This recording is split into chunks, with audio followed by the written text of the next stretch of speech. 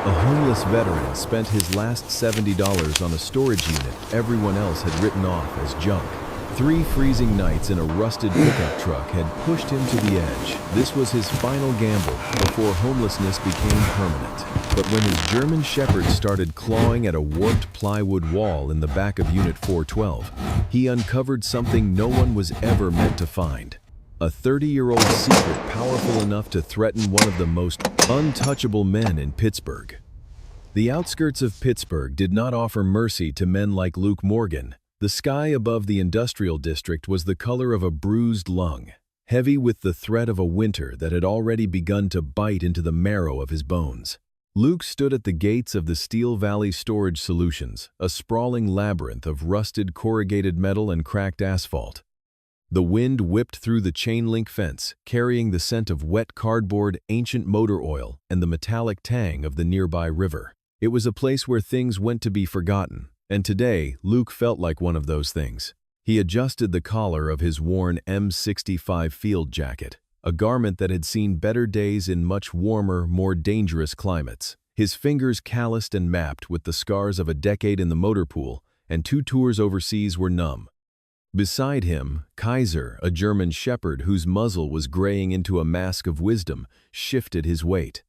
The dog's breath came in steady plumes of white vapor. Kaiser didn't complain about the cold, or the fact that they had spent the last 3 nights sleeping in the cab of a rusted-out Ford F-150 with a heater that only blew lukewarm air. Luke reached into his pocket and felt the thin, crumpled texture of his last $70. It was everything. It was the difference between a week of cheap motels and canned stew or a slow slide into the oblivion of the street. He had seen the listing for Unit 412 on a whim, a blind auction for a non-payment abandonment. The manager, a man whose skin looked like yellowed parchment, had taken the cash with a grunt, handing over a heavy brass key and a bolt cutter. As they walked toward the back of the facility, the silence was oppressive. The only sound was the rhythmic click of Kaiser's claws on the pavement and the distant, mournful whistle of a freight train. Unit 412 sat at the very end of a dead-end row, tucked under a flickering security light that hummed with a dying electricity. The door was a dull, oxidized orange, weeping streaks of rust down its face like dried blood. Luke hesitated. His heart hammered against his ribs, a frantic bird in a cage. He placed his hand on the cold metal of the rolling door. This was it. The Hail Mary. He gripped the handle and heaved upward. The door groaned, a piercing metallic shriek that echoed off the surrounding units, protesting years of stagnation. As it slid into the ceiling, a cloud of choked dust billowed out, smelling of damp rot and stagnant air. Luke's shoulders slumped. The flashlight in his hand trembled as the beam cut through the darkness, revealing a sight that made his stomach drop into a cold void. It wasn't a hidden treasure. It wasn't a collection of vintage tools or forgotten furniture. It was a mountain of filth. Piles of water-damaged cardboard boxes had collapsed into a mushy heap. Rags that might have once been clothes were now home to thick patches of black mold. A broken television from the 80s sat lopsided atop a pile of plastic bags filled with what looked like household trash. He stepped inside the floor, crunching under his boots. The stench was overwhelming, the sweet, cloying smell of decay mixed with the sharp odor of rodent droppings. He kicked at a box, and it disintegrated, spilling out nothing but yellowed newspapers from 1,994 and rusted soda cans. $70. His last $70 spent on a tomb of garbage. Luke sank to his knees, the cold concrete biting into his joints. He put his head in his hands, his breath hitching in a way he hadn't allowed it to since the day he left the service. The weight of every failure, every missed opportunity, and every ghost he carried seemed to converge in this 10 by 10 space. He felt Kaiser approach the dog's warm flank, pressing against his shoulder in a silent gesture of solidarity. Luke reached out and buried his fingers in the dog's thick fur. "I'm sorry, boy," Luke whispered, his voice cracked and hollow. "I really thought this was it. I thought we had a chance." Kaiser didn't whine. Instead, the dog stood up his ears, pricking forward. He turned away from Luke and walked toward the very back of the unit. The back wall was made of thick, vertical plywood sheets stained with what appeared to be years of water damage from a leaky roof. Kaiser began to sniff the base of the wood, his tail low and stiff. Then he started to scratch. At first, it was a tentative pawing, but it quickly escalated into a frantic, rhythmic digging. The sound of claws on wood was sharp and urgent. Luke wiped his eyes and stood up, his brow furrowed. Kaiser, knock it off. There's nothing there but rats. The dog ignored him. He barked once a short, sharp command and redoubled his efforts. He was focused on a specific seam where two plywood panels met. Luke stepped closer, shining his flashlight where the dog was obsessed. He reached down to pull Kaiser away, but as he did, the light caught something unusual. The water stains on the plywood weren't random. Up close, Luke could see they were perfectly straight lines, etched with a precision that didn't match the chaotic decay of the rest of the unit. He ran his fingers along the seam. It wasn't just a gap between boards. It was a hairline fracture in a facade. He pushed against the wood, and it didn't give the hollow thud of a wall backed by concrete. It vibrated. Luke's pulse quickened. He looked around the unit, his eyes landing on a rusted tire iron half buried in a pile of rags near the entrance. He grabbed the heavy metal tool, its weight familiar and grounding. He returned to the back wall and jammed the flat end of the tire iron into the seam Kaiser had identified. He leaned his weight into it. The wood groaned, a deep structural protest. Luke gritted his teeth, his muscles straining against the resistance. With a violent crack that sounded like a gunshot in the small space, the plywood splintered. He twisted the iron, prying the panel outward. A rush of air hit him. It wasn't the foul, stagnant air of the storage unit. It was cold, dry, and smelled faintly of cosmoline and old oil, the scent of a military armory. The panel gave way, completely falling forward to reveal a hollow cavity hidden behind the false wall. Luke held his breath as he moved the flashlight beam into the dark void. The light glinted off something metallic. Tucked neatly into the recessed space was a stack of olive-drab containers. They were heavy-duty, airtight ammunition boxes, the kind used for long-term storage of sensitive equipment. The seals were still intact, coated in a thick layer of protective wax that had preserved them for decades. His hands shook as he reached in and pulled the first box toward him. It was heavy, far heavier than it should have been if it were empty. He set it on the concrete floor and fumbled with the rusted latch. It resisted at first, then snapped open with a sharp metallic ring. As the lid creaked back, Luke didn't find bullets. Underneath a layer of oil-soaked parchment paper lay the dull golden glint of something that shouldn't have been in a $70 storage unit in Pittsburgh. Kaiser sat back on his haunches, watching his master with keen, intelligent eyes as the secret of Unit 412 finally came to light. The wind howling across the Allegheny River was a jagged blade slicing through the layers of Luke's worn military jacket, as if the fabric were nothing more than wet tissue paper. He sat on the rusted iron girder beneath the Fort Duquesne Bridge, his back pressed against the freezing concrete of the pylon. Beside him, Kaiser was a silent, shivering mass of fur and muscle, the dog's breath coming in rhythmic puffs of white vapor that vanished instantly into the gray Pittsburgh twilight. Luke's fingers, numb and stained with the grease of the storage unit's secrets, fumbled with the edges of a tattered wool blanket he had draped over the German Shepherd. The city above them hummed with the indifferent vibration of evening traffic, a world of warmth and headlights that felt 1,000 miles away from the shadows they inhabited. Luke closed his eyes, trying to block out the biting cold, but the silence of the riverbank was deceptive. It allowed the ghosts to crawl out of the dark. The scent of the old oil from the ammunition boxes he had just uncovered in Unit 412 acted like a chemical trigger, melting the snow-covered steel of Pittsburgh into the sun-scorched dust of Forward Operating Base. Geronimo. The transition was violent and instantaneous. Suddenly the air was no longer freezing. It was 110 degrees thick with the smell of diesel-burning trash and the metallic tang of hydraulic fluid.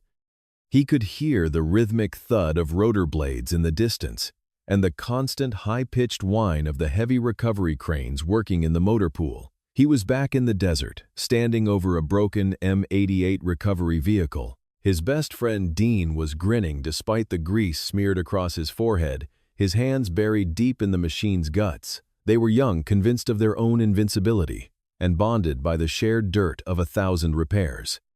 Dean had been complaining about a leak in the primary hydraulic line for weeks, a persistent drip that the supply chain ignored because the contractors were pushing for higher operational tempo. Luke remembered the exact shade of the sky that afternoon, a pale, merciless blue that offered no shadow. He remembered the way Dean had laughed, calling the faulty machinery a stubborn mule that just needed a little more persuasion. The memory shifted to the sound. It wasn't a bang or an explosion. It was a hiss, a high-pitched screaming spray of red hydraulic fluid under thousands of pounds of pressure. The main lift cable, compromised by the faulty pressure valves they had warned the command about, didn't just break, it disintegrated. The sound of the steel snapping was like a thunderclap inside a cathedral. Luke had been 10 feet away, reaching for a wrench, when the world turned into a chaotic blur of screaming metal and crimson mist. He remembered the weight of the silence that followed the crash, a silence so heavy it felt like it was crushing the oxygen out of his lungs. He saw himself kneeling in the sand, his hands frantically clawing at the wreckage, screaming Dean's name until his throat felt like it was lined with broken glass. The image of Dean's lifeless eyes, reflecting the indifferent desert sun, was burned into Luke's retinas, a permanent scar on his soul. He had reported the failure. He had documented the faulty seals. He had done everything right, and yet his brother was dead because a defense contractor in Virginia wanted to save $4 on a high-pressure hose. The grief was a physical weight, a leaden anchor that had dragged him down into the depths of the bottle and the shadows of the streets ever since. The scene changed again, shifting from the heat of the motor pool to the chilling, sterile air conditioning of Captain Alex Hunter's office. The office had been a sanctuary of mahogany and polished brass, an insult to the grit and blood just outside the door. Hunter had sat behind his desk, his uniform crisp, his eyes as cold and calculating as a ledger. He hadn't offered condolences. Instead, he had pushed a single sheet of paper across the desk, a formal incident report.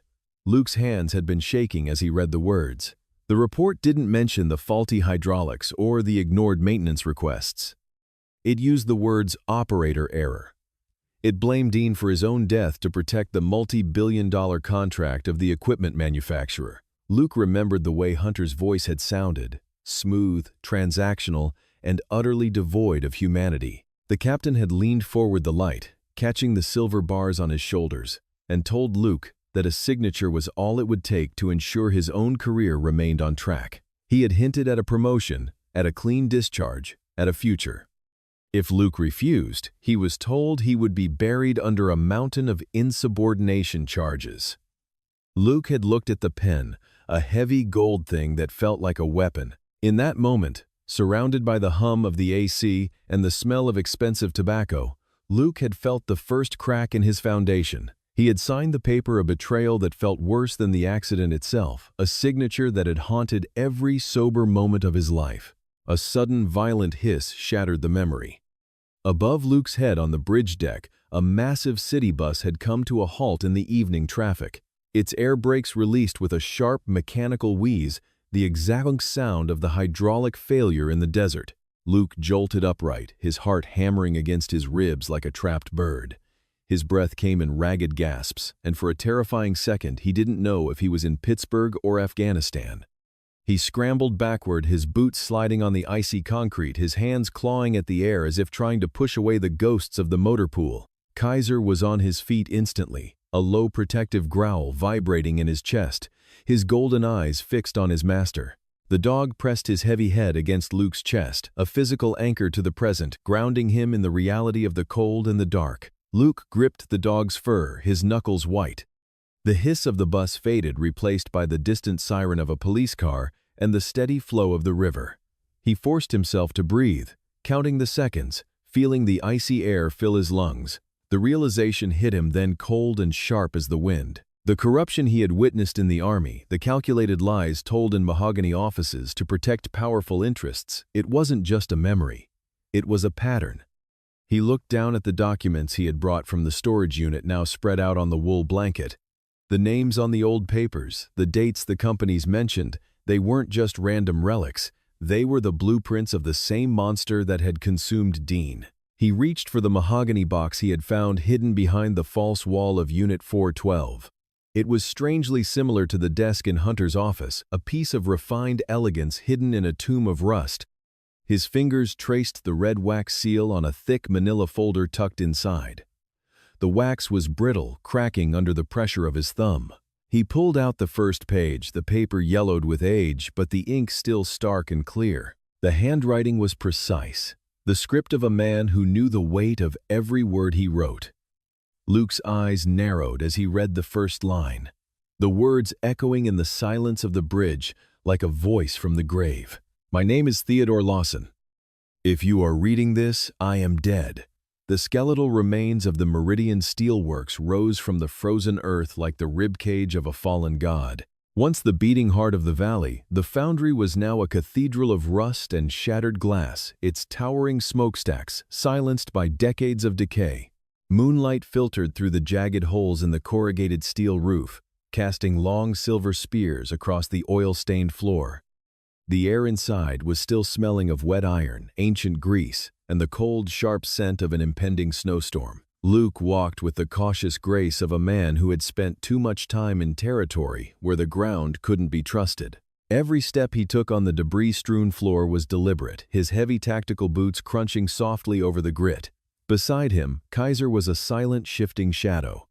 The dog's ears were perked, his nose twitching, as he processed the symphony of smells that Luke could only imagine. Kaiser didn't growl, but the tension in his shoulders told Luke they were the only living things in this hollowed-out monument to industry. The storage unit had felt like a trap, a metal box that could easily become a coffin. Here in the sprawling labyrinth of the mill, Luke felt a different kind of safety. The vastness was his ally. He navigated through the graveyard of dormant blast furnaces and tangled conveyor belts, heading toward the far northern corner where the old security office was tucked away. It was a small, concrete block structure that had survived the scavengers and the elements better than the rest of the facility. Inside the office, the air was slightly warmer, shielded from the biting wind that whistled through the main floor. Luke dropped his rucksack on the scarred wooden desk and let out a long, shaky breath.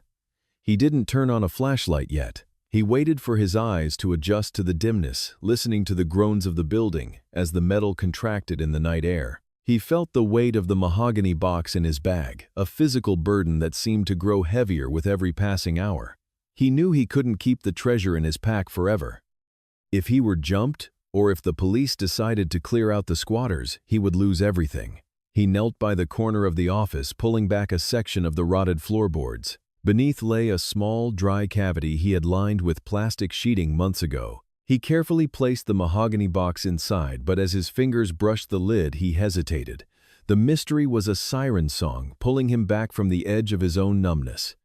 He needed to know what Theodore Lawson had died to protect. Luke pulled the box back out and sat on the edge of his makeshift cot. He clicked on a small, hand-cranked lantern, keeping the beam low and focused. He reached for the thick manila folder he had pulled from the box earlier. The red wax seal was already broken, the shards like dried blood on the desk. He pulled out the letter, the paper feeling brittle and precious between his calloused fingers. Theodore Lawson's handwriting was a frantic script, the letters leaning forward as if they were trying to escape the page. Luke began to read his lips, moving silently as he absorbed the words.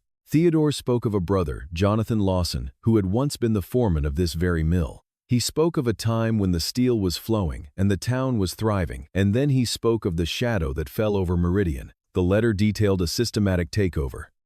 It described how a young, ambitious developer named Calvin Bishop had wanted the land not for the steel, but for the riverfront access and the tax breaks that came with redevelopment. Jonathan had refused to sell, holding on to the mill to protect the jobs of hundreds of men. Theodore wrote with a haunting clarity about the night Jonathan disappeared. He claimed that Bishop hadn't just bought the debt, he had orchestrated a cleansing. Luke's grip tightened on the paper. Theodore had witnessed it. From the shadows of the very office Luke was sitting in, Theodore had seen Calvin Bishop and two unidentified men confront Jonathan. There was an argument, a struggle, and then silence. Jonathan Lawson was never seen again. He was declared a runaway, a man who had abandoned his family and his failing business. But Theodore knew the truth. He had spent 30 years living in fear, collecting evidence, waiting for a moment of courage that never came until he was facing his own end. Luke felt a chill that had nothing to do with the winter air. This wasn't just a story of corporate greed. It was a confession of a cold-blooded execution. He looked back at the mahogany box, his heart hammering against his ribs. He reached inside and pulled out a smaller velvet-lined wooden case. He flipped it open. Inside lay a silver locket, tarnished black by time but still holding a quiet elegance. Beside it was a small square photograph, the edges curled and yellowed. Luke picked up the photo and held it close to the lantern. It was a young girl, perhaps 6 or 7 years old, with bright, defiant eyes and a gap-toothed smile. She was sitting on the shoulders of a tall, broad-shouldered man whose face was partially obscured by the sun. Luke realized with a jolt of electricity that the man was Jonathan Lawson. This was the last piece of a life that had been erased. The locket wasn't just jewelry, it was a piece of evidence. He pressed the small latch on the locket, and it snapped open.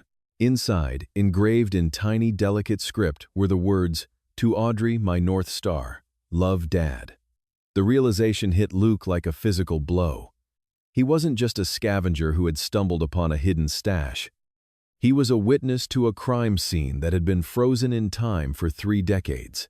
The documents, the locket, the letter, they were the ghosts of Meridian steel demanding justice. He felt the old familiar weight of duty settling on his shoulders, the same weight he had carried in the mountains of Afghanistan, but this time, the enemy had a name and a face that was still plastered across the city's headlines. Luke leaned back, his mind racing.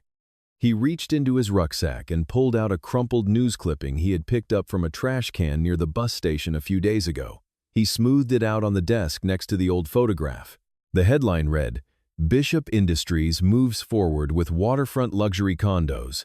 Local activist continues protest." Below the headline was a photo of a woman standing in front of a podium, her face set in a mask of grim determination. Luke looked from the news clipping to the yellowed photograph of the little girl. The eyes were the same. The defiant tilt of the chin was identical. The girl in the photo was Audrey Lawson, and she was now a woman fighting the very man who had murdered her father. Luke looked at the date on the clipping. The protest was scheduled for tomorrow at the city hall. Audrey Lawson was walking into the same trap that had killed Jonathan. She was fighting a ghost, unaware that the proof of her father's fate was sitting in an abandoned security office, held by a man the world had forgotten. He looked at Kaiser, who was watching him with intelligent, expectant eyes. The dog let out a soft whine, as if sensing the shift in the air. Luke didn't have the luxury of being a ghost anymore. The war hadn't ended. It had just changed locations. He folded the letter, carefully tucked the locket into his inner jacket pocket, and stared out into the vast, dark cathedral of the mill. The silence was gone, replaced by the roar of a 30-year-old secret screaming to be told. The Carnegie Public Library stood as a formidable bastion of limestone and history against the gray, drizzling sky of the city. To the average citizen, it was a quiet sanctuary of knowledge, but to Luke, it felt like a fortress he was about to breach without a mission plan. The air around the building was thick with the scent of damp pavement and the distant metallic tang of the industrial district he had just left behind. Luke adjusted the strap of his rucksack, feeling the sharp corner of the stolen files pressing against his spine like a reminder of a debt unpaid. He stopped at the base of the wide stone stairs, his boots caked with the grime of the abandoned mill. Beside him, Kaiser sat with military precision, his ears pricked and his golden brown eyes fixed on the heavy oak doors. The dog sensed the tension in Luke's posture, the way his muscles coiled with the instinctive need to stay hidden. Luke looked down at his companion, a lump forming in his throat. This was the part he hated most. The library did not welcome his kind, and it certainly did not welcome a German shepherd with a scarred muzzle. Luke knelt, ignoring the sharp protest of his knees. He looped Kaiser's lead around a massive stone pillar near the entrance, checking the knot twice. He placed a steady hand on the dog's head, leaning in until their foreheads touched. "Stay," he whispered, his voice a low rasp that barely carried over the sound of passing traffic. Kaiser let out a soft, mournful whine, his tail giving a single hesitant thump against the cold stone. Luke felt a pang of separation anxiety that mirrored the dog's own. In the years since the war, they had rarely been more than a few feet apart. To leave Kaiser here exposed to the judgment of the public felt like leaving a piece of his soul on the sidewalk. As Luke straightened up and climbed the stairs, he felt the weight of 1,000 invisible eyes. He pushed through the heavy doors and was immediately struck by the silence. It was a dense, heavy, quiet, broken only by the rhythmic ticking of a grandfather clock and the distant, muffled sound of pages turning. The air was warm and smelled of old paper floor wax and the faint ozone scent of computer fans. It was a world of order and civility, a world that Luke no longer recognized as his own. He walked toward the row of public computers, his heavy boots sounding like gunshots on the polished marble floor. A librarian at the front desk, a woman with sharp spectacles and a tight bun, looked up from her ledger. Her gaze swept over Luke's frayed jacket, his unkempt hair, and the rugged, weather-beaten map of his face. It was a look he knew well, a mixture of pity, suspicion, and a silent plea for him to leave before he caused trouble. Luke didn't look back. He kept his head down, his shoulders hunched, trying to occupy as little space as possible. He found a terminal in the far corner, tucked away behind a stack of reference books. The screen flickered to life, casting a cold blue glow over his face. Luke's fingers, calloused and scarred, hovered over the keyboard for a moment. The digital world was a foreign landscape to him, a place where footprints were made of data and shadows were cast by algorithms. He began to type, his movements slow and deliberate. Audrey Lawson. The search engine churned and a cascade of results flooded the screen. News articles, social media posts, and protest flyers appeared in a chaotic mosaic. He clicked on a recent article from a local independent news site. There she was. The woman from the clipping was captured in a high-resolution photo, standing defiantly in front of a line of police officers. She was holding a megaphone, her face contorted in a silent scream of protest. The resemblance to Jonathan Lawson, the man whose bones were turning to dust in the Meridian steel vault, was haunting. She had his eyes piercing, intelligent, and filled with a relentless fire. Luke scrolled through the article, his heart hammering against his ribs. He found what he needed: a contact email for the Meridian Justice Project, an organization Audrey had founded to fight the redevelopment of the waterfront. He also found a physical address, a small office in a refurbished warehouse district. He pulled a crumpled piece of paper and a stubby pencil from his pocket, scribbling down the details with a hand that shook slightly. This was the link. This was the way to bring the ghosts of the past into the light of the present. He spent the next hour meticulously crafting a letter. He didn't use the computer for this. He didn't trust the digital trail it would leave. He used a sheet of library stationery he found in a nearby bin and a pen he borrowed from a distracted student. He wrote in a tight, disciplined script, the handwriting of a man used to writing sit-reps in the dark. He didn't sign his name. He didn't need to. He simply explained that he had found the truth about her father and that the evidence was safe for now. Inside the envelope, he placed a photocopied version of the old photograph, the one of the little girl and her father that he had managed to scan using the library's self-service machine. It was his proof, his tether to her. He sealed the envelope with a grim finality. As he stood up to leave, he caught his reflection in the dark glass of a nearby window. He looked like a specter, a man who had crawled out of a grave to deliver a message. He wondered if Audrey would see the man he used to be, or only the wreckage that remained. The walk back to the entrance felt longer than the walk in. The librarian's eyes followed him again, but Luke didn't care. He had a mission now. He pushed through the doors and felt the cool, damp air hit his face like a benediction.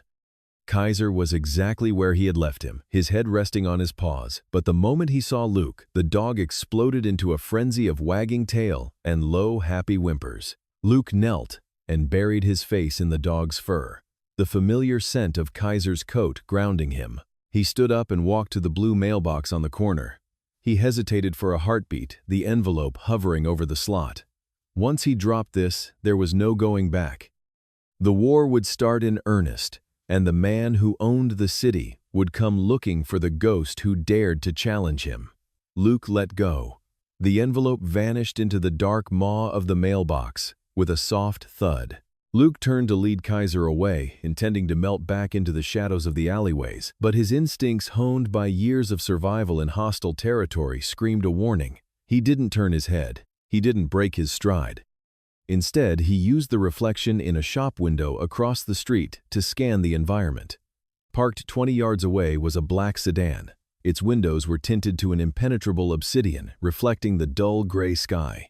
The engine was idling a low, predatory hum that vibrated in the soles of Luke's boots. It was the same car he had seen near the perimeter of the mill. It hadn't been a coincidence then, and it wasn't a coincidence now. The hunter was no longer Luke. He was the one being tracked. The shadow of Bishop Industries had finally reached out to touch him, and the cold realization settled in his gut. They didn't just want the documents back. They wanted to ensure the ghost stayed dead this time. The wind over Shenley Park did not just blow, it bit. It was a cruel, scouring force that swept across the open plaza of the Mary Shenley Memorial Fountain, carrying with it the skeletal remains of autumn leaves.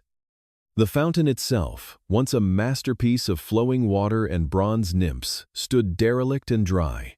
Its basin was a graveyard of gray silt and crumpled soda cans. Luke sat on the edge of the stone rim, his back to the wind, feeling the cold seep through his thin jacket. Beside him, Kaiser was a statue of tawny fur and muscle, his ears twitching at every distant siren and every rhythmic footfall of the few brave souls traversing the park. Luke checked his watch. 2:00 p.m. The sun was a pale, heatless disk hanging behind a shroud of overcast clouds. He felt exposed in the center of the plaza. To a trained eye, this was a fishbowl. The surrounding trees were bare, offering no cover, and the tall buildings of the university district loomed like silent observers. He adjusted the collar of his coat, his fingers brushing the edge of the manila envelope tucked into his inner pocket. This was the gamble. He was stepping out of the shadows to drag someone else into the light, and the weight of that responsibility felt heavier than the cold. A sharp, rhythmic clicking sound echoed across the stone pavers. Luke didn't turn his head immediately. He listened to the cadence. It was a frantic pace, muffled slightly by the wind, but deliberate. He looked up to see a woman approaching from the direction of the library. Audrey Lawson was exactly as she appeared in the society columns, yet entirely different in person. She wore a tailored charcoal wool coat that looked like armor. Her blonde hair was pulled back into a tight, severe bun, and her eyes were hidden behind dark sunglasses despite the lack of sun. She stopped 10 feet away, her posture stiff, her chin tilted up in a gesture of practiced defiance. "You have 5 minutes," she said. Her voice was brittle, cracking slightly under the pressure of the wind. She didn't look at Kaiser, though. The dog had stood up, his tail low and still. "I don't know what kind of game you are playing or how you got my private number, but if this is a request for a donation or some twisted attempt at blackmail regarding my father's estate, you should know that my lawyers are already tracing this location." Luke stood up slowly, keeping his hands visible. He didn't look like a blackmailer. He looked like a man who had been chewed up by the world and spat back out. "I didn't call you for money, Audrey," he said quietly. His voice was a low rasp that seemed to carry better than her shout. "I called you because you deserve to know that the story they told you 10 years ago was a lie. Your father didn't lose control of his car on the bridge.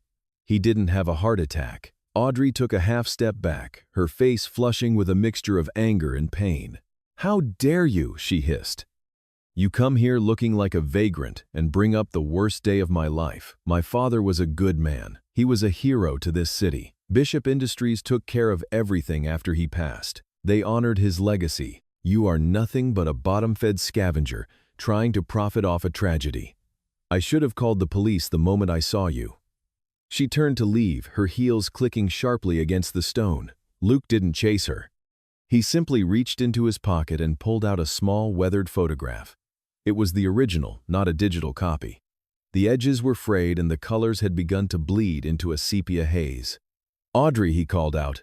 She didn't stop. He spoke louder, his voice cutting through a sudden gust of wind. "July 14th, the boardwalk at Cape May. You were 6 years old. You dropped your ice cream, and he gave you his, even though it was mint chocolate chip and he hated it." Audrey froze. Her shoulders slumped for a fraction of a second before she regained her composure. She turned around slowly, her face pale. "How do you know that? That wasn't in any biography. That wasn't in the news." Luke stepped forward, extending the photograph. He held it between two fingers, steady despite the biting cold.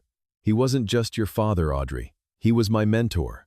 He was the one who tried to stop Bishop from turning the city into a private fiefdom, and he paid for it with his life. He didn't die in an accident.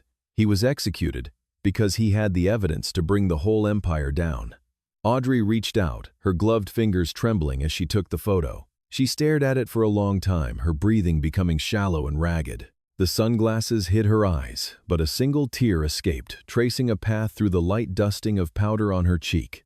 This was in his wallet," she whispered. "They told me the wallet was lost in the fire. They told me everything in the car was incinerated." "It was taken before the car went over," Luke said, his voice softening. "I was there, Audrey. I was supposed to protect him. I failed him then, but I won't fail him now. The men who did this are still in power. They are the ones who sign your paychecks. They are the ones who smile at you at the charity galas while they step over the bodies of the people they've crushed." The realization hit her like a physical blow. Audrey's hard exterior, the polished shell of a corporate executive, shattered in an instant. She gripped the photo so hard it began to crinkle. Her knees buckled slightly, and she reached out to steady herself against the cold stone of the fountain. The silence between them grew heavy, punctuated only by the mournful whistle of the wind through the dry pipes of the monument. She looked up at Luke, and for the first time she didn't see a threat. She saw a mirror of her own grief. Suddenly, Kaiser's demeanor changed.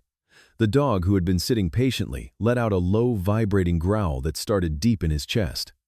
His hackles rose a jagged line of fur standing straight up along his spine. Luke felt the shift in the air immediately. His combat instincts, dormant but never dead, flared to life. He scanned the perimeter of the plaza. At the far end of the walkway, near a cluster of frozen bushes, a man in a neon yellow jogging suit was slowing down. He wasn't sweating. He wasn't out of breath. He was adjusting a wire at his ear, and his right hand was vanished deep into the pocket of his oversized windbreaker. To anyone else, he was just a fitness enthusiast enjoying a cold run. To Luke, he was a marker, a spotter. "Get down," Luke said, his voice low and urgent. He moved toward Audrey, grabbing her arm. What are you doing?" she stammered, still lost in the shock of the photograph. Luke didn't answer. He looked toward the parking lot. A black SUV with tinted windows had pulled up onto the curb, blocking the main exit. Two more men, in dark tactical jackets, were stepping out, their movements synchronized and efficient. This wasn't a conversation anymore.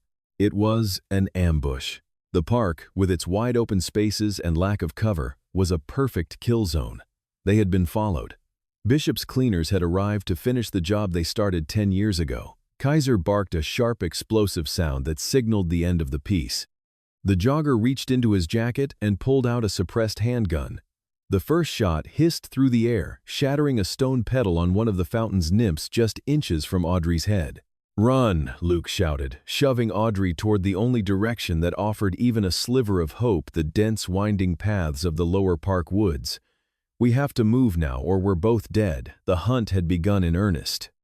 The ghost and the heiress were now targets, and the gray silence of Shenley Park was about to be torn apart by the sound of gunfire. The rusted gates of the Meridian Steelworks loomed like the blackened ribs of a gargantuan prehistoric beast. The moonlight offered no comfort here.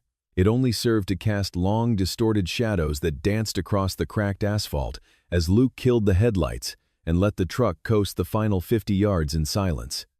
The engine's cooling metal ticked in the freezing air, a rhythmic sound that felt dangerously loud in the oppressive stillness of the industrial wasteland. To Audrey, the mill was a graveyard of her family's legacy, a place of soot and sorrow. To Luke, it was a fortress of iron and jagged edges, the only place where the terrain favored the hunted over the hunters. Audrey leaned against the rusted door, her breathing shallow and ragged. The adrenaline from the park was wearing off, replaced by a cold, numbing exhaustion that threatened to buckle her knees. She looked at Luke, whose eyes were constantly moving, scanning the perimeter with a predatory intensity that made him seem less like a man and more like a part of the machinery. He didn't offer words of comfort. He checked the action on his sidearm, adjusted the straps of his gear, and whistled a single low note to Kaiser. The Belgian Malinois was already at the door, his body a coiled spring of muscle and focus, his ears swiveling toward the sound of distant tires on gravel. "They're here," Luke whispered the words, barely more than a vibration in the air. He didn't need to specify who. The twin beams of light cutting through the fog a mile down the access road told the story. Nick Sullivan and Eric Dalton weren't just Bishop's errand boys. They were professional trackers, men who got paid to find things that didn't want to be found. Luke grabbed Audrey's hand, his grip firm and calloused, and pulled her toward the gaping maw of the main foundry. The transition from the open air to the interior of the mill was like stepping into another dimension. The air grew heavy with the smell of wet iron, ancient grease, and the unmistakable scent of decay. Inside, the mill groaned. The wind whistled through broken clerestory windows high above, creating a symphony of metallic shrieks and low thrumming vibrations. Luke moved with a fluid, haunting grace, navigating the maze of conveyor belts and massive smelting pots, as if he had memorized the blueprint in the dark. He kept them in the deepest shadows, stepping only on solid concrete to avoid the telltale crunch of rusted debris. Audrey struggled to keep up, her boots slipping on patches of frozen oil. Every time she stumbled, Luke's hand was there, steadying her, his touch a silent command to keep moving. Behind them, the heavy thud of SUV doors echoed through the hollow structure. Sullivan and Dalton had entered the perimeter. The flashlights of the enforcers began to dance across the distant walls, long, white fingers of light searching for any sign of life. Luke led Audrey up a series of narrow, skeletal catwalks that overlooked the main floor. The metal grated under their weight, a precarious path suspended 40 feet above the jagged remains of the old casting pits. Audrey looked down once and felt her stomach churn. The drop was a black abyss waiting to swallow them. Luke stopped at a junction where two catwalks met. He knelt, pressing his back against a massive steel pillar, and pulled Audrey down beside him. He watched the flashlights below. The men were moving with tactical precision, covering each other's flanks. Sullivan was in the lead, his suppressed submachine gun held at the ready, his movements slow and deliberate. They weren't rushing. They knew they had their prey cornered in a steel cage. Luke felt Audrey's hand trembling against his arm. He looked at her, his eyes catching a sliver of light, and for the first time she saw a flicker of something other than cold calculation. It was a silent promise of protection. "We can't outrun them forever." Luke breathed into her ear, his voice a ghost of a sound. "Not with you in this condition. We need to split their focus." He looked down at Kaiser, who was crouched low to the floor, his eyes fixed on the hunters below. The dog's tail gave a single, sharp thump against the metal. Luke reached into his pocket and pulled out a small weighted object, a heavy bolt wrapped in a rag. He looked at the dog and pointed toward the far eastern wing of the mill, a section filled with hollow tanks and echoing pipes. "Kaiser, go!" Luke commanded in a low hiss. The dog didn't hesitate. He slipped away into the shadows, a dark blur of fur and intent. A moment later, a series of sharp, aggressive barks erupted from the eastern wing, followed by the deliberate clatter of the weighted bolt hitting a metal tank. The effect was instantaneous. Below them, the flashlights snapped toward the sound. Sullivan signaled to Dalton, and the two men broke into a run, heading away from the foundry and toward the source of the noise. Luke didn't wait to see if they fell for it completely. He pulled Audrey up and hurried her toward a collapsed section of the floor near the rear of the foundry. "This is it," Luke said, pointing to a narrow maintenance tunnel that had been partially exposed by a ceiling collapse. "It's a straight shot to the old management office basement. That's where I hid the box." The tunnel was a nightmare of cramped space and jagged rebar. Audrey looked at the dark, narrow opening and felt a wave of claustrophobia wash over her. She had spent her life in high-ceilinged boardrooms and spacious penthouses. This was a grave. But then she heard the distant sound of a gunshot the enforcers had fired at a shadow in the eastern wing. There was no going back. She dropped to her hands and knees and crawled into the darkness. The smell was overpowering stagnant water and the metallic tang of old blood. Luke followed closely behind his presence, a solid weight at her heels. They crawled through the filth, the sound of their own breathing loud in the confined space. After what felt like an eternity, the tunnel opened into a small concrete-walled room. It was the heart of the mill's old nerve center. In the corner, tucked beneath a pile of rotting blueprints and broken glass, sat a heavy olive-drab ammunition box. Luke pushed past her and grabbed the box. It was heavy, the metal, cold and biting. He didn't open it. There was no time. He slung the heavy strap over his shoulder and checked his watch. Kaiser had bought them 3 minutes, maybe 4. They needed to move before the hunters realized they were chasing a ghost dog. Luke led Audrey out through a secondary exit, a rusted loading bay door that creaked protestingly as he forced it open just wide enough for them to squeeze through. The cold night air hit them like a physical blow, shocking their lungs. They emerged into the rear yard of the mill, a graveyard of rusted shipping containers and scrap metal. In the distance, they could hear the frustrated shouts of Sullivan and Dalton as they realized the dog had led them into a dead end. Luke whistled a specific, high-pitched frequency. A few seconds later, Kaiser appeared from beneath a stack of girders, panting but unharmed, his tongue lolling out in a triumphant grin. Luke didn't waste time on praise. He led them toward the perimeter fence, where a section of chain link had been peeled back. "Where are we going, Audrey?" gasped, her lungs burning as they reached the truck. "We can't go to the police. Bishop owns half the precinct." Luke threw the ammo box into the footwell and shoved Audrey into the passenger seat. He jumped behind the wheel, the engine roaring to life with a defiant growl. He slammed the vehicle into gear, the tires throwing gravel as he spun the truck around and headed for the main road. "There's only one man left who isn't on Bishop's payroll," Luke said, his eyes fixed on the rearview mirror as the lights of the SUV appeared in the distance. "He's an old friend from the agency. A man who knows how to disappear people and how to dig up the kind of dirt that stays buried for a reason." Audrey leaned her head back against the seat, her hand resting on the cold metal of the ammo box. "Who?" she whispered. Luke's jaw tightened as he floored the accelerator, the truck screaming into the night. "Mac Riley," he replied. "And God help us, I hope he's still alive." The air inside Mac Riley's risk management office was a stagnant cocktail of ozone-burnt espresso and the metallic tang of cooling server racks. It was a fortress, disguised as a chaotic storage unit tucked away in the industrial guts of the city, where the streetlights flickered with a dying rhythm. Blue and amber light from a dozen mismatched monitors washed over Mac's face, casting deep, cavernous shadows into his eyes. He didn't look like a man who had once been the lead signals intelligence officer for a Tier 1 unit. He looked like a ghost haunting his own machine. Luke stood by the reinforced steel door, his silhouette tall and jagged against the dim hallway light. He hadn't touched the coffee Mac had offered. His hand remained near the grip of his sidearm, his eyes scanning the perimeter feeds that cycled endlessly on the wall. Audrey sat on the edge of a crate of old hard drives, her fingers interlaced so tightly her knuckles were white.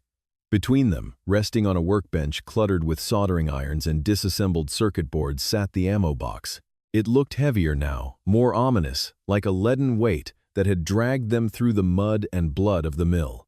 Mac didn't speak as he approached the box. He treated it with a reverence, usually reserved for unexploded ordnance. He ran a thumb over the 3 combination dials, feeling the grit of the mill's dust in the mechanisms.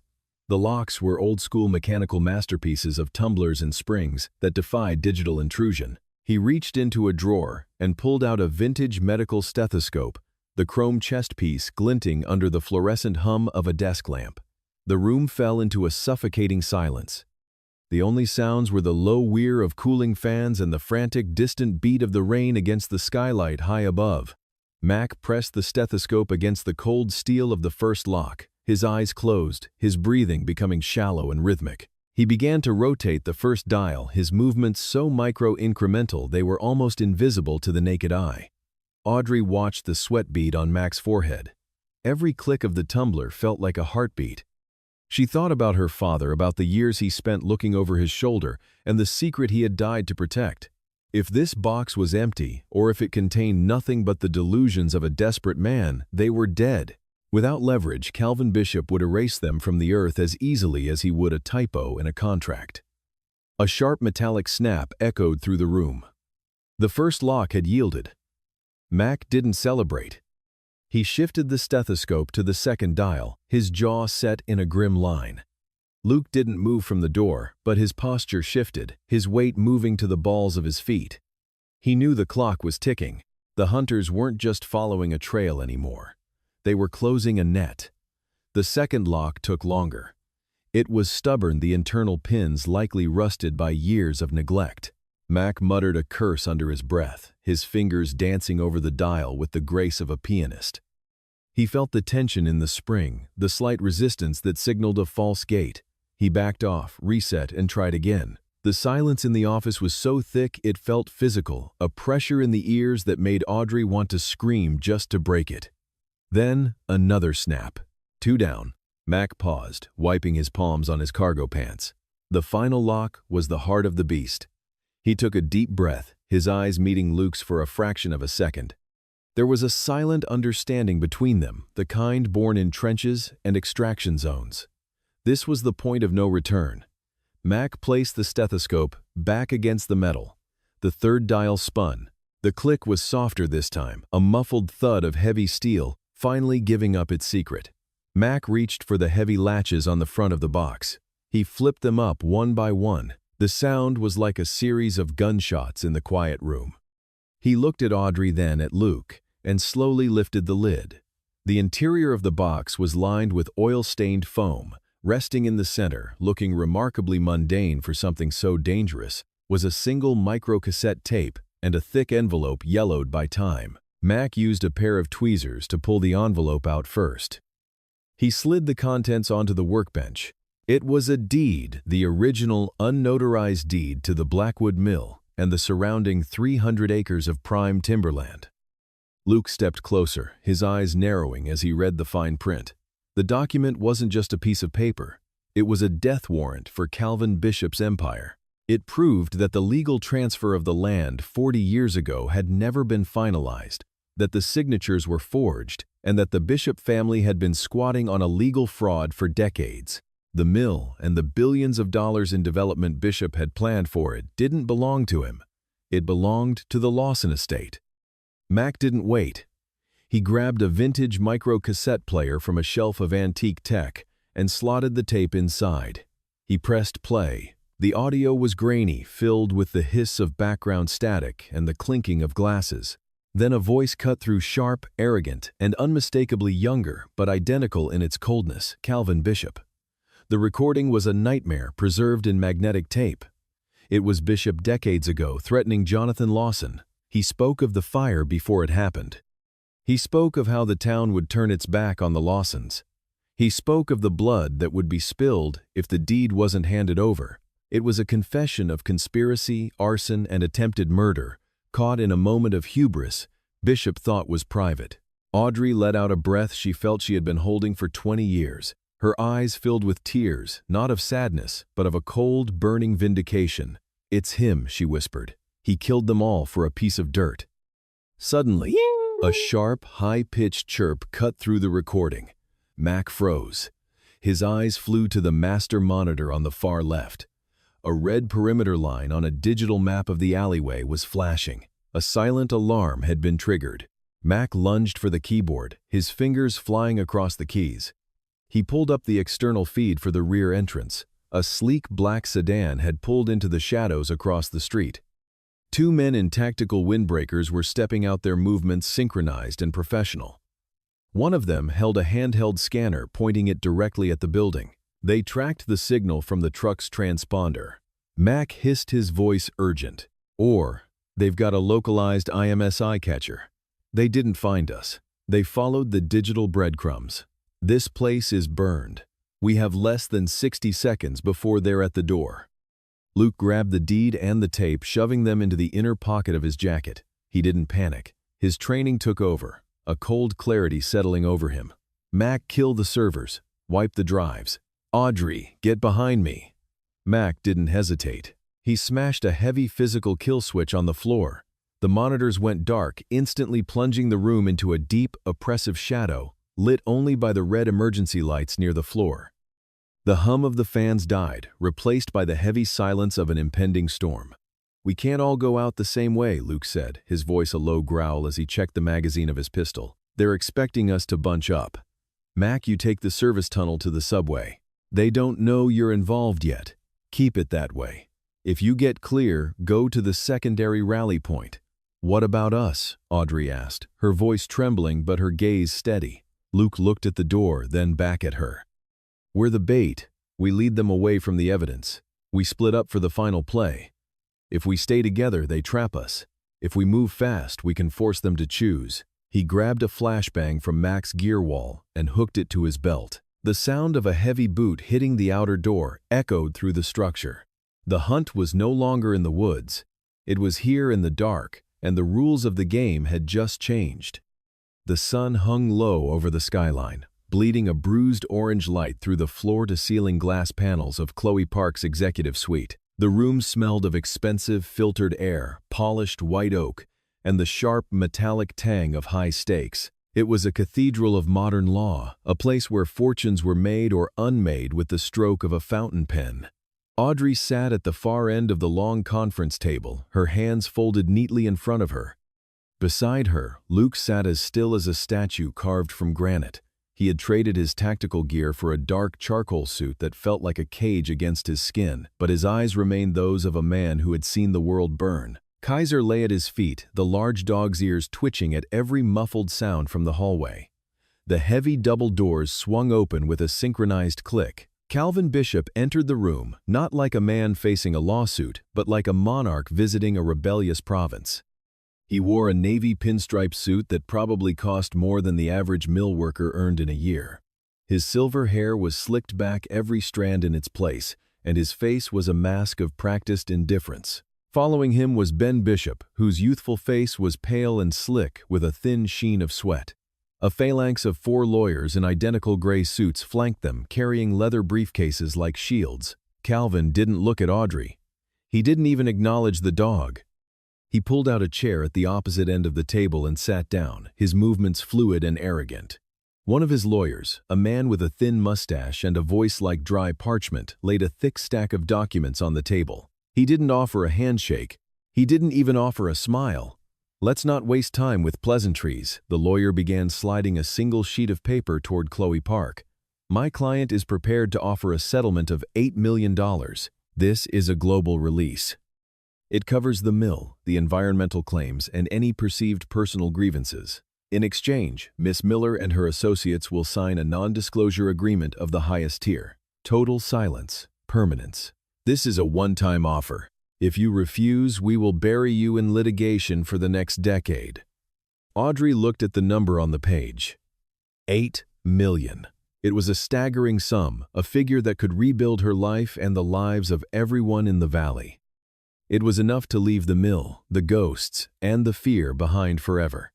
She felt the weight of it, the gravity of the bribe. But then she looked at Luke.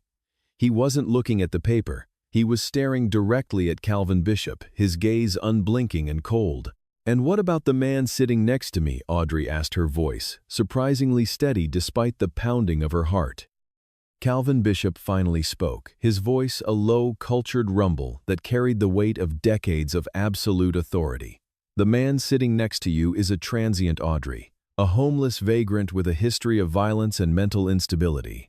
He has no standing in this room, no legal claim to anything, and frankly, he's lucky I haven't filed charges for his trespassing on my property. He is a non-entity, a ghost in a suit that doesn't fit him. We are here to settle with you, not to entertain the delusions of a drifter." Luke didn't flinch. He didn't blink. He simply leaned back slightly, the movement causing the leather of his chair to creak in the silence. The tension in the room began to stretch, becoming heavy and suffocating like the humidity before a storm. Chloe Park smiled, but there was no warmth in it. It was the smile of a predator that had just seen its prey walk into a carefully laid trap. She reached into her blazer and pulled out a small, battered micro-cassette player. She placed it in the center of the table, the plastic casing looking cheap and out of place against the polished wood. "Mr. Bishop, you speak of ghosts," Chloe said softly, her fingers hovering over the play button. "But sometimes ghosts leave echoes, and sometimes those echoes are much louder than a signature." She pressed the play button. The room went ice cold as the low hiss of the tape filled the space. Then Calvin's own voice emerged from the speaker, distorted but unmistakable. It was the recording from the mill, the cold, calculated orders to burn the records, the admission of the toxic runoff, the casual dismissal of the lives ruined in the pursuit of profit. The words hung in the air like a death sentence. Ben Bishop's jaw dropped, his face turning a sickly shade of gray. He looked at his grandfather, then at the tape, then at the lawyers, who were suddenly very busy looking at their own shoes. Calvin's face didn't crumble, but his eyes turned into chips of blue ice. He stared at the tape as if he could melt it with his gaze. The silence that followed the recording was absolute, broken only by the distant hum of the building's ventilation. The $8 million offer on the table suddenly looked like a joke, a pathetic attempt to put a price on a crime that was now audible to everyone in the room. Then Luke spoke. It was the first time he had said a word since entering the building. His voice wasn't loud, but it carried a resonance that seemed to vibrate the glass walls. "I knew a man like you once," Luke said, his eyes locked on Calvin's. His name was Captain Hunter. He didn't use fire or chemicals. He used signatures. He buried men under mountains of paperwork, sending them into valleys they never came back from, all while he sat in a tent with an air conditioner. You think because you're behind a desk your hands are clean. You think because you can pay for the silence the noise goes away. Luke leaned forward, his shadow falling across the table covering the settlement offer. But the dirt doesn't wash off that easily, Bishop. You didn't just dump chemicals. You tried to erase people. You tried to make them disappear so you could see a higher number on a spreadsheet. In the woods, we call that a predator. Here, you call it business.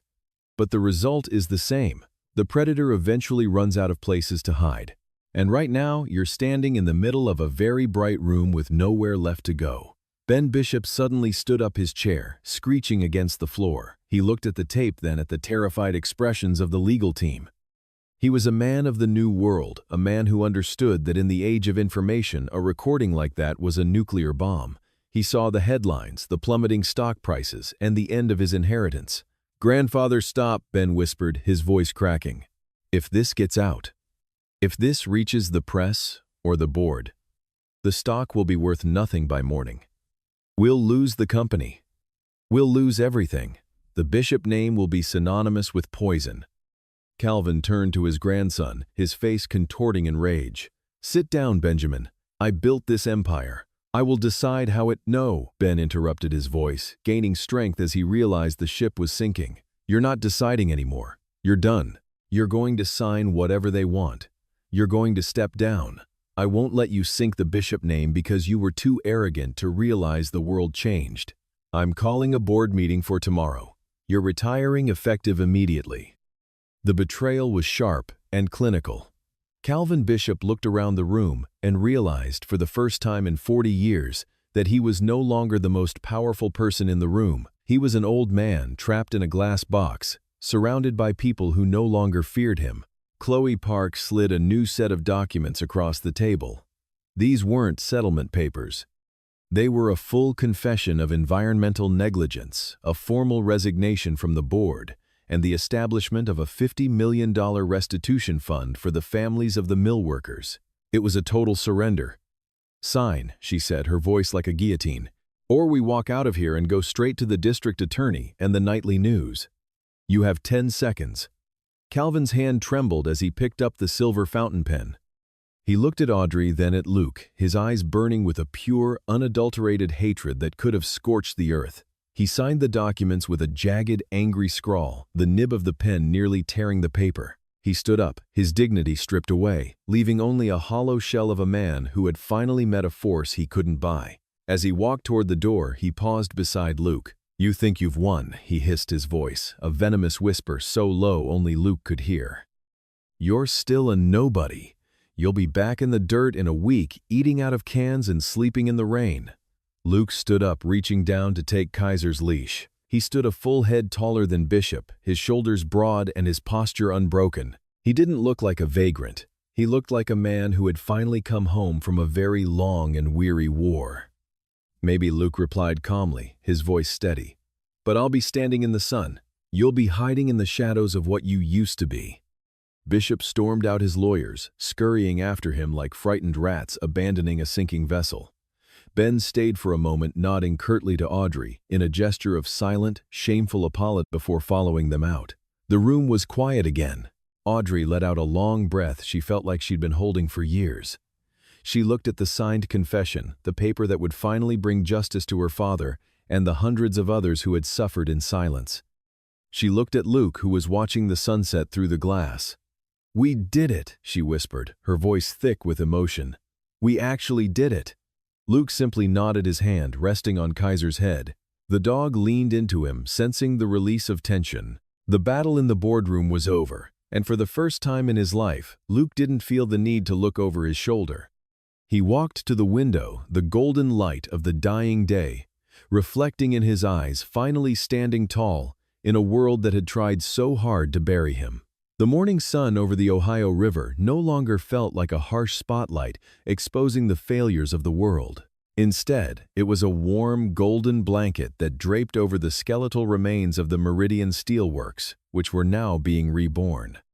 6 months had passed since the silence of the boardroom had been shattered by the truth, and in that time, the very air around the shipyard seemed to have cleared. The thick, acrid scent of industrial decay and stagnancy had been replaced by the honest, sharp smell of fresh pine, wet concrete, and the ozone of welding torches. Luke stood at the edge of the perimeter fence, his boots planted firmly on the gravel. He wasn't wearing the tattered, grease-stained jacket of a drifter anymore. He wore a clean, charcoal-colored work shirt with the sleeves rolled up, revealing forearms that were still corded with muscle, but no longer tense with the constant expectation of a fight. He held a thermos of coffee in one hand, the steam rising in a steady plume into the crisp air. For the first time in years, the ringing in his ears, the echoes of the desert and the screams of the shipyard had subsided into a peaceful hum. The site was a hive of purposeful activity. Men and women in hard hats moved with a sense of urgency that was different from the frantic desperation Luke had seen before.